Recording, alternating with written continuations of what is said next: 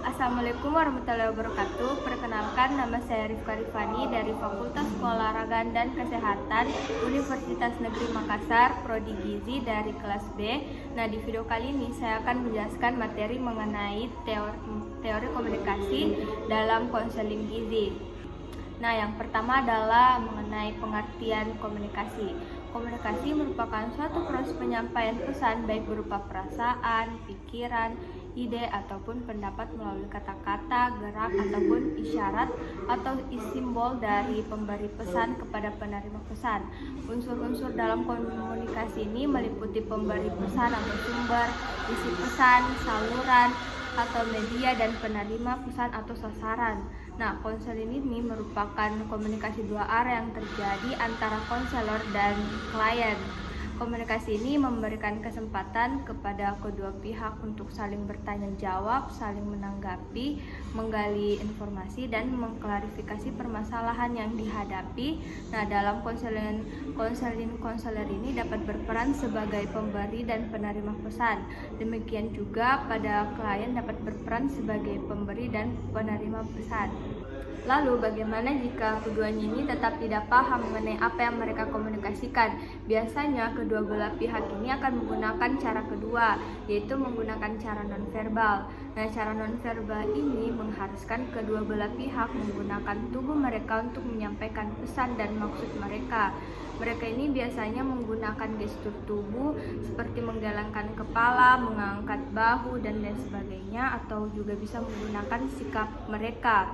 Nah, teori komunikasi ini adalah satu perkataan atau istilah yang merupakan payung untuk semua perbincangan dan analisis yang dibuat secara berhati-hati, sistematik, dan sadar tentang komunikasi. Nah, teori komunikasi ini merupakan hubungan di antara konsep teoretikal yang membantu memberikan secara keseluruhan atau sebagainya. Nah, selanjutnya adalah bagian-bagian komunikasi. Yang pertama ini adalah komunikator atau pengirim pesan atau sumber. Dalam proses komunikasi, komponen komunikator ini memiliki peranan penting untuk menunjang terjadinya proses komunikasi. Apabila pengirim pesan atau komunikator ini tidak ada, maka tidak akan terjadi proses komunikasi tersebut. Yang kedua adalah message atau pesan. Nah, komponen inti dalam komunikasi ialah pesan atau informasi yang ingin disampaikan oleh komunikator kepada penerima pesan. Nah, pesan yang dikirimkan oleh komunikator ini dapat berupa pesan yang sifatnya verbal atau pesan yang sifatnya non-verbal. Selanjutnya yang ketiga adalah encoding. Nah, ini adalah merupakan komponen komunikasi selanjutnya yang merupakan proses untuk mengambil pesan serta mengirimkan pesan dalam sebuah bentuk yang dapat dibagi-bagi dengan pihak lainnya. Nah, informasi yang disampaikan ini harus dipersiapkan dengan baik serta mampu di-encode. Yang keempat adalah channel atau saluran komunikasi atau media. Jenis pesan yang dimiliki ini dapat membantu komunikator untuk dapat menentukan media maupun saluran komunikasi apa yang tepat untuk digunakan, termasuk dalam pemilihan kata-kata yang baik diucapkan, ditulis, dicetak, ataupun simbol nonverbal, media elektronik, dan lain sebagainya. Nah, yang terakhir adalah decoding. Setelah komponen encoding, ada pula komponen decoding dalam komunikasi. Komponen ini dapat terjadi ketika penerima pesan ini menerima pesan yang telah dikirimkan oleh komunikator. Dan yang terakhir adalah bagaimanakah cara komunikasi yang baik kepada para klien gizi.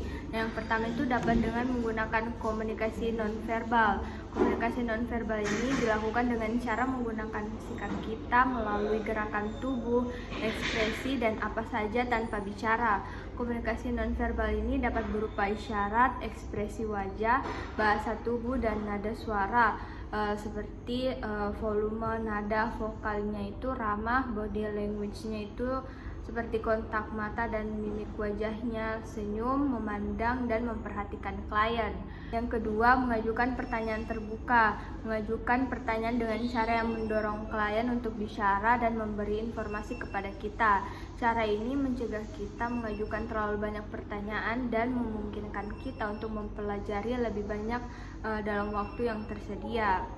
Yang ketiga, menggunakan respon dan gerakan tubuh yang menunjukkan perhatian.